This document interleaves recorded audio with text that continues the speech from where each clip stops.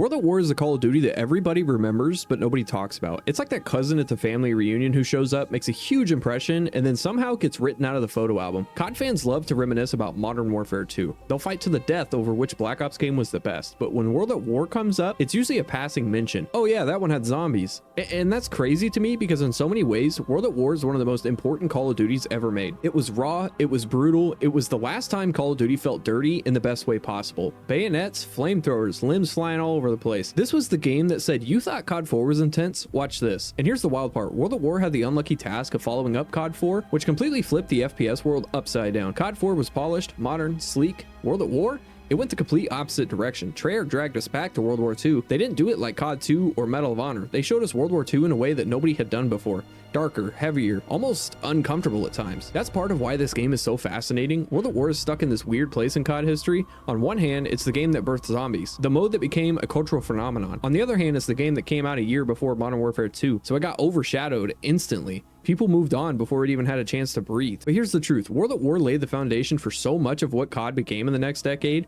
Without World at War, there's no Black Ops series. Without World at War, zombies never becomes the juggernaut that it is today. Without World at War, Call of Duty never experiments with going darker, grittier, and more mature. This game might not get the spotlight like MW2 or BO2, but its fingerprints are all over the franchise. And that's what makes it so interesting for me to look back on now. We're in a gaming era where nostalgia runs the show. People are constantly asking for the golden days of COD to come back, but most of the time, they only point to MW2 or Black Ops 2. World at War barely gets a nod, when in reality, it was just as impactful, if not more in some ways. It didn't need to reinvent the wheel. It refined COD 4's foundation and added its own brutal twist. So today, I want to go back and really talk about World at War. Not just zombies, not just a footnote before MW2. I want to break down why this game mattered, what it did differently, and why it deserves way more respect than it gets. Because let's be real, World at War isn't just another COD in 2008. It's the game that changed Call of Duty forever, whether people realize it or not. Listen, and before we go any further, you guys should hit that subscribe button. These videos take me quite a while to make because I'm not very good at scripting things, but yeah, hit that subscribe button and let's get right back into it. If there's one thing that immediately separated World at War from every other Call of Duty that came before it, it was the campaign. COD 4 had already raised the bar. People were blown away by missions like All Gillied Up or that nuke scene. Treyarch could have played it safe and made a World War II version of COD 4, but instead, they doubled down on something completely different. World at War's campaign didn't feel like a war movie, it felt like a war story. A dirty, unfiltered one. When you booted it up, you weren't just thrown into Normandy again like every other World War II shooter. No, the first mission literally had you tied to a chair, watching your friend get a cigarette right in front of you. That was the opening cutscene. Treyarch made it crystal clear. This wasn't going to be a feel-good victory lap for World War II. And that's the thing, World at War was unapologetically brutal. The flamethrower alone was a statement. Burn a bunker and enemies just fall over, they screamed. The violence was graphic in a way that COD had never attempted before. Some people thought it was too much, but others loved it because it felt real. It didn't glamorize the war, it showed you exactly how ugly it was. Then you had the Russian campaign, Viktor Reznov, Gary Oldman delivering one of the most iconic performances in COD history. The missions in Stalingrad weren't about a heroic charge or waving flags,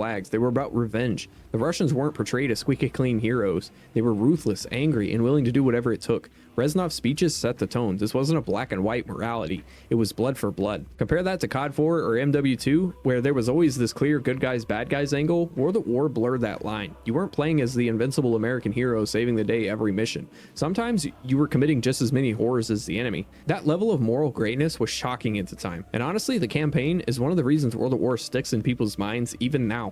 The flamethrower, the Japanese ambushes in the Pacific, the Russian revenge, these things weren't just set pieces. They were emotional punches. They made you feel like you were fighting for survival, not running through a scripted action movie. It also set the stage for Black Ops. Reznov carried over, that grittier tone carried over, the willingness to push COD in a darker, heavier storytelling, that started here. People talked about Black Ops campaigns being deep, complex, and psychological, but you can trace that DNA right back to World at War. Without Reznov, there's no Mason. Without World at War's campaign, there's no Black Ops story. The sad part, most people don't even revisit this campaign anymore. They remember a couple missions, maybe a flamethrower, maybe Reznov shouting in their ear, but they forget about how big of a leap it was for COD storytelling. It's gritty in a way that COD had never quite gone to. Modern games try to be dark, but it feels artificial. World at War didn't feel like it was trying. It just was. That's why when people talk about COD campaigns, it kind of blows my mind that World at War gets brushed off. COD 4 gets the love, MW2 gets the love, BO1 gets the love, but the World at War, it's sitting in a corner like, hey, I did this first.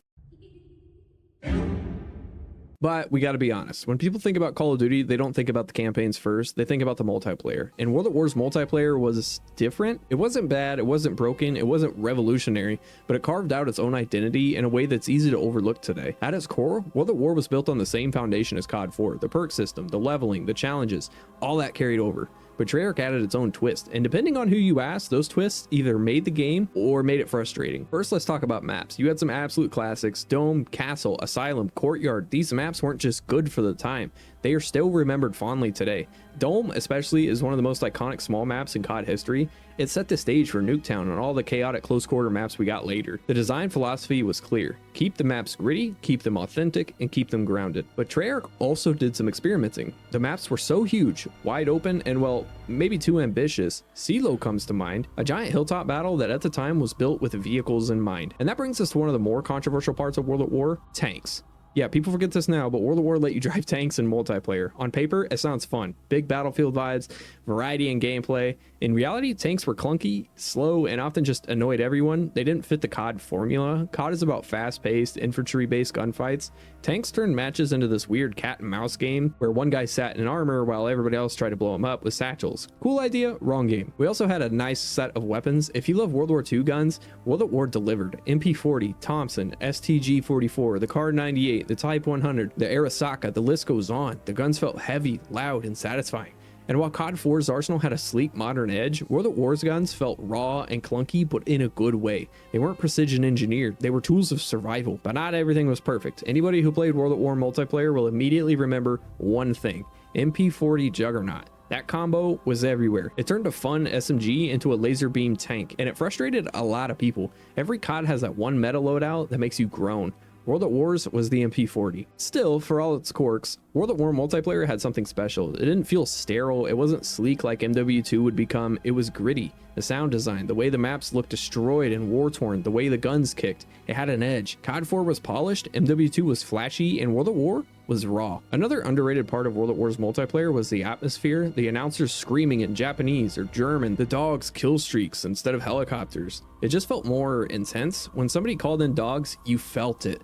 The sound of barking in the distance, that was panic inducing. Everyone scrambled, and honestly, dogs were more terrifying than a lot of the high-end streaks COD has today. And while World at War didn't reinvent the wheel, it refined COD 4's formula in ways that mattered. All the stuff now we consider the standard, but at the time, it was still fresh. It was COD settling into its identity. But here's the kicker: World at War's multiplayer, for all its strengths, always felt overshadowed. People played it, they enjoyed it, but as soon as MW2 was announced, the hype train left. World at War was almost treated like a placeholder, a good COD to tide you over until MW2 drops, which is crazy because if World at War had come out even 1 year later, people might look back at it very differently. The truth is, World at War's multiplayer didn't become legendary, it didn't dominate YouTube montages or set the stage for esports, but it was the bridge. It was the game that showed Treyarch could go toe-to-toe with Infinity Ward, and without it, we probably never get a Black Ops multiplayer as polished as it was. And maybe that's the best way to describe World at War. Its multiplayer wasn't flashy, but it was foundational. It didn't become the star of the show, but it gave Treyarch the confidence and the blueprint to build something bigger.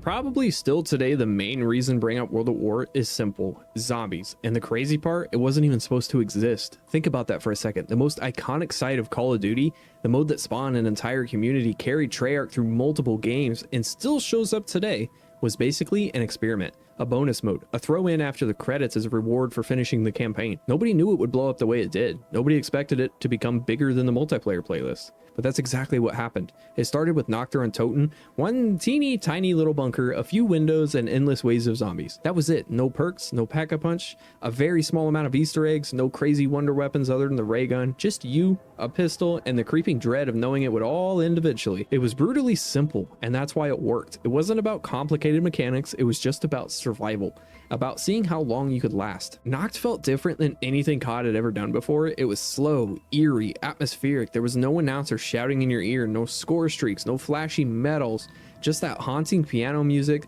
the groans of zombies outside, and the creaking of boarded up windows. It was terrifying. People forget how scary Noct felt the first time they played it. COD wasn't known for its horror, but suddenly Treyarch created one of the most scariest modes in FPS history without even trying. Once we got the DLC maps is when zombies went from a fun distraction to a cultural phenomenon. Verrückt introduced perks and traps. Shinonuma gave us the wonder weapons, the legendary Wunderwaffe DG2, and it started the tradition of crazy map designs. And then we had Der Riese. Der Riese was a turning point. The Pack-a-Punch machine debuted debuted here, and suddenly Zombies wasn't just about surviving. It was about strategy. It was about building a plan, upgrading weapons, hitting the mystery box, linking teleporters. It became an experience. Der Riese is still, to this day, one of the most loved Zombies maps of all time, and it started right here in World at War. And that's what makes World at War so special. Treyarch didn't just create a side mode, they accidentally created a whole new branch of Call of Duty. Zombies became its own culture. It spawned forums, YouTube channels, theories, Easter eggs, entire communities dedicated just to zombies. Some people bought COD every year after just for zombies. That never would have happened without World at War. It's also worth noting how much of Zombies' identity came from its imperfections, glitches, weird physics, broken spawns. All that added to the fun.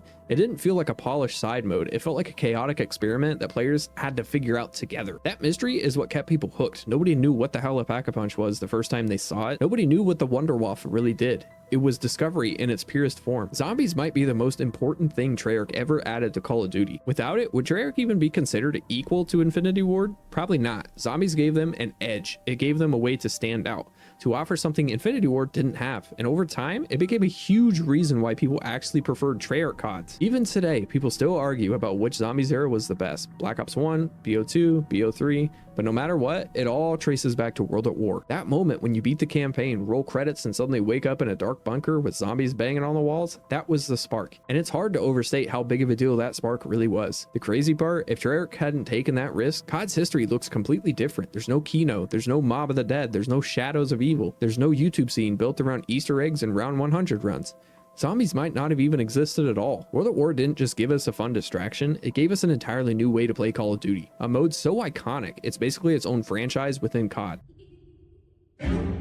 Overall, the biggest reason World at War matters is what it represents, a turning point. Without World at War, Treyarch might never build Black Ops like I said. Reznov might never have become the character fans still quote to this day. Zombies might never have evolved into the phenomenon that it is, and Call of Duty itself might not have stretched beyond Infinity Ward's shadow. When you go back and play it now, sure, it feels dated. The graphics weren't what they used to be. The mechanics feel stiff compared to modern COD, and the lobbies are a ghost town.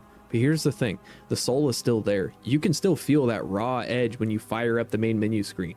You can still feel that chill when the first zombie round starts. You can still feel the DNA of Black Ops buried inside it. And maybe that's why people keep asking for a remaster, because World at War isn't just nostalgia bait, it's unfinished business. It's one of those rare games where you can imagine how incredible it would be if it just got the modern treatment while keeping the same grit. People don't want it polished into something shiny. They want it resurrected the way they remember it. Raw, brutal, unforgettable. So why does World at War still matter today? Because it wasn't just another Call of Duty in the lineup, it was the pivotal point. The one that proved Call of Duty could be more than just modern shootouts. The one that gave us zombies, Reznov, and a darker, more serious tone. The one that sets a stage for Black Ops, for Treyarch, and one of the most legendary runs in Call of Duty history. World at War is proof that sometimes the most overlooked game ends up being one of the most important ones.